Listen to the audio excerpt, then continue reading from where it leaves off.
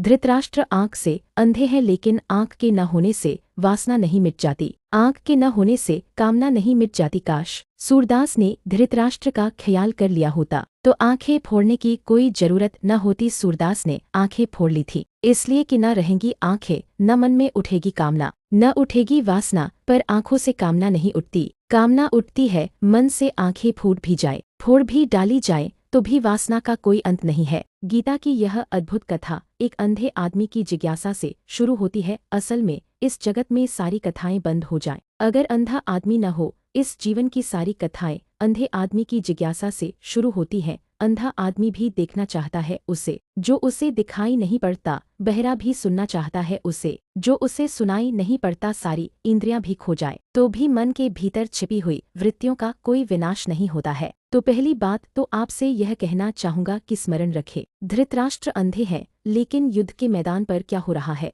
मीलों दूर बैठे उनका मन उसके लिए उत्सुक, जानने को पीड़ित, जानने को आतुर है। दूसरी बात यह भी स्मरण रखें कि अंधे धृतराष्ट्र के 100 पुत्र हैं, लेकिन अंधे व्यक्तित्व की संतति आंख वाली नहीं हो सकती है। भला ऊपर से आंखें दिखाई पड़ती हों अंधे व्यक्ति से जो जन्म पाता है, और शायद अंधे व्यक्तियों से ही लोग जन्म पाते हैं, तो भला ऊपर की आंख हो भीतर की आंख पानी कठिन है। यह दूसरी बात भी समझ लेनी जरूरी है। धृतराष्ट्र से जन्मे हुए 100 पुत्र सब तरह से अंधा व्यवहार कर रहे थे, आंखें उनके पास थीं, लेकिन भीतर की आंख नहीं थी। अंधे से अंधापन ही पैदा हो सकता है, फिर भी यह पिता क्या हुआ यह जानने को उत्सुक है। तीसरी बात यह भी ध्यान रख लेनी जरूरी है, धृतराष्ट्र कहते हैं धर्म के उस कुरुक्षेत्र में युद्ध के लिए इकट्ठे हुए पूर्णविराम। जिस दिन धर्म के क्षेत्र में युद्ध के लिए इकट्ठा होना पड़े उस दिन धर्मक्षेत्र बचता नहीं है, और जिस दिन धर्म के क्षेत्र में भी लड़ना पड़े उस दिन धर्म के भी बचने की संभावना समाप्त हो जाती है। रहा होगा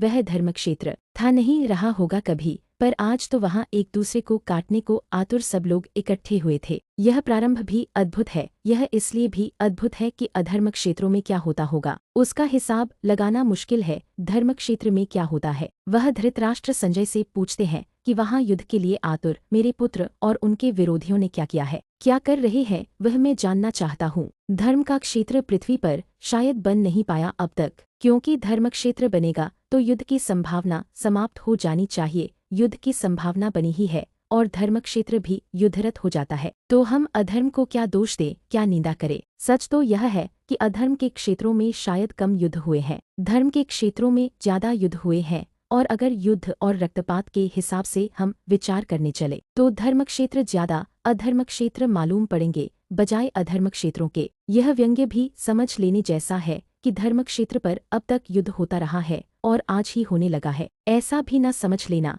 कि आज ही मंदिर और मस्जिद युद्ध के अड्डे बन गए हों हजारों साल पहले। जब हम कहें कि बहुत भले लोग थे पृथ्वी पर और कृष्ण जैसा अद्भुत आदमी मौजूद था, तब भी कुरुक्षेत्र के धर्मक्षेत्र पर लोग लड़ने को ही इकट्ठे हुए थे। यह मनुष्य की गहरे में जो युद्ध की पिपासा है, यह मनुष्य की गहरे में विनाश की जो आकांक्षा है, यह मनुष्य के गहरे में जो पशु छिपा है, वह धर्मक्षेत्र में भी छूट नहीं जाता, वह वहाँ भी युद्ध के लिए तैयारियां कर लेता है। इसे स्मरण रख लेना उपयोगी है। और यह भी कि जब धर्म की आड़ मिल जाए लड़ने को तो लड़ना और भी खतरनाक हो जाता है, क्योंकि तब जस्टिफाइड न्यायुक्त भी मालूम होने लगता है। यह अंधे धृतराष्ट्र ने जो जिज्ञासा की है उससे यह धर्मग्रंथ शुरू होता है। सभी धर्मग्रंथ अंधे आदमी की जिज्ञासा से शुरू होते हैं। जिस दिन दुनिया में अंधे आदमी न होंगे उस दिन धर्मग्रंथ की कोई जरूरत भी नहीं रह जाती है, वह अंधा ही जिज्ञासा कर रहा है।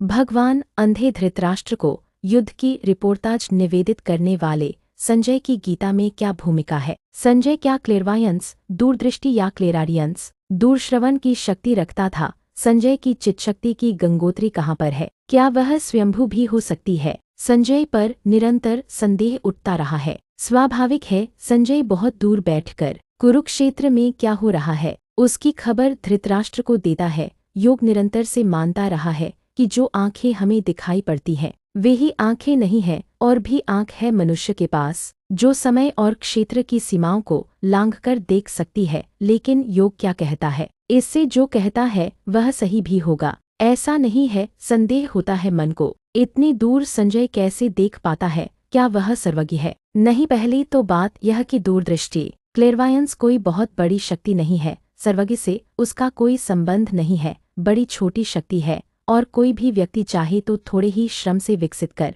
सकता है। और कभी तो ऐसा भी होता है कि प्रकृति की किसी भूलचूक से वह शक्ति किसी व्यक्ति को सहज भी विकसित हो जाती है। एक व्यक्ति है अमेरिका में अभी मौजूद, नाम है टेड सीरियो। उसके संबंध में दो बातें कहना पसंद करूंगा तो संजय को समझना आसान हो जाएगा, क्योंकि संजय बहुत दूर है समय में हमसे और न मालूम किस दुर्भाग्य के क्षण में हमने अपने समस्त पुराने ग्रंथों को कपोल कल्पना समझना शुरू कर दिया है। इसलिए संजय को छोड़े अमेरिका में आज जिंदा आदमी है एक टेड सीरियो, जो कि कितने ही हजार मील की दूरी पर कुछ भी देखने में समर्थ है। न केवल देखने में बल्कि उसकी आंख उस चित्र को पकड़ने में भी समर्थ है। हम यहाँ बैठकर यह जो चर्चा कर रहे हैं, न्यूयॉर्क में बैठे हुए टेड सीरियो को अगर कहा जाए कि अहमदाबाद में इस मैदान पर क्या हो रहा है, तो वह 5 मिनट आंख बंद करके बैठा रहेगा, फिर आंख खोलेगा और उसकी आंख में आप सबकी बैठी हुई तस्वीर दूसरे देख सकते हैं। और उसकी आंख में जो तस्वीर बन रही है उसका कैमरा फोटो भी ले सकता है। हजारों फोटो लिए गए हैं, हजारों चित्र लिए गए हैं और टेड सीरियो की आंख कितनी ही दूरी पर किसी भी तरह के चित्र को पकड़ने में समर्थ है। न केवल देखने में बल्कि चित्र को पकड़ने में भी टेड सीरियो की घटना ने दो बातें साफ कर दी हैं। एक तो संजय कोई सर्वज्ञ नहीं है, क्योंकि टेड सीरियो बहुत साधारण आदमी है, कोई आत्मज्ञानी नहीं है। टेड सीरियो को आत्मा का कोई भी पता नहीं है। टेड सीरियो की जिंदगी में साधुता का कोई भी नाम नहीं है। लेकिन टेड सीरियो के पास एक शक्ति है, वह दूर देखने की विशेष है शक्ति। कुछ दिनों पहले स्कैंडिनेविया में एक व्यक्ति किसी दुर्घटना में जमीन पर गिर गया। कार से उसके सिर को चोट लग गई और अस्पताल में जब वह होश में आया तो बहुत मुश्किल में पड़ा। उसके कान में कोई जैसे गीत गा रहा हो ऐसा सुनाई पड़ने लगा। उसने समझा कि शायद मेरा दिमाग खराब तो नहीं हो गया, लेकिन 1 या 2 दिन के भीतर स्पष्ट सब साफ होने लगा। और तब तो यह भी साफ हुआ कि 10 मील के भीतर जो रेडियो स्टेशन था, उसके कान ने उस रेडियो स्टेशन को पकड़ना शुरू कर दिया है। फिर उसके कान का सारा अध्ययन किया गया और पता चला कि उसके कान में कोई भी विशेषता नहीं है, लेकिन चोट लगने से कान में छिपी कोई शक्ति सक्रिय हो गई है। ऑपरेशन करना पड़ा, क्योंकि अगर 24 घंटे आनाप करने का तो कोई उपाय नहीं था। अगर उससे कोई स्टेशन सुनाई पड़ने लगे तो वह आदमी पागल ही हो जाए। पिछले 2 वर्ष पहले इंग्लैंड में एक महिला को दिन में ही आकाश के तारे दिखाई पड़ने शुरू हो गए। वह भी एक दुर्घटना में ही हुआ, छत से गिर पड़ी और दिन में आकाश के तारे दिखाई पड़ने शुरू हो गए। तारे तो दिन में भी आकाश में होते हैं, कहीं चले नहीं जाते, सिर्फ सूर्य के प्रकाश के कारण ढंक जाते हैं, रात फिर उघड़ जाते हैं प्रकाश हट जाने से। लेकिन आंखें अगर सूर्य के प्रकाश को पार करके देख पाए तो दिन में भी तारों को देख सकती है। उस स्त्री की भी आंख का ऑपरेशन ही करना पड़ा। यह मैं इसलिए कह रहा हूँ कि आंख में भी शक्तियाँ छिपी है। जो दिन में आकाश के तारों को देख लें, कान में भी शक्तियाँ छिपी है। जो दूर के रेडियो स्टेशन से विस्तारित ध्वनियों को पकड़ ले, आंख में भी शक्तियाँ छिपी है। जो समय और क्षेत्र की सीमाओं को पार करके देख ले, लेकिन अध्यात्म से इनका कोई बहुत संबंध नहीं है। तो संजय कोई बहुत आध्यात्मिक व्यक्ति हो ऐसा नहीं है। संजय विशिष्ट व्यक्ति जरूर है। वह दूर युद्ध के मैदान पर जो हो रहा है उसे देख पा रहा है, और संजय को इस शक्ति के कारण कोई परमात्मा, कोई सत्य की उपलब्धि हो गई हो ऐसा भी नहीं है।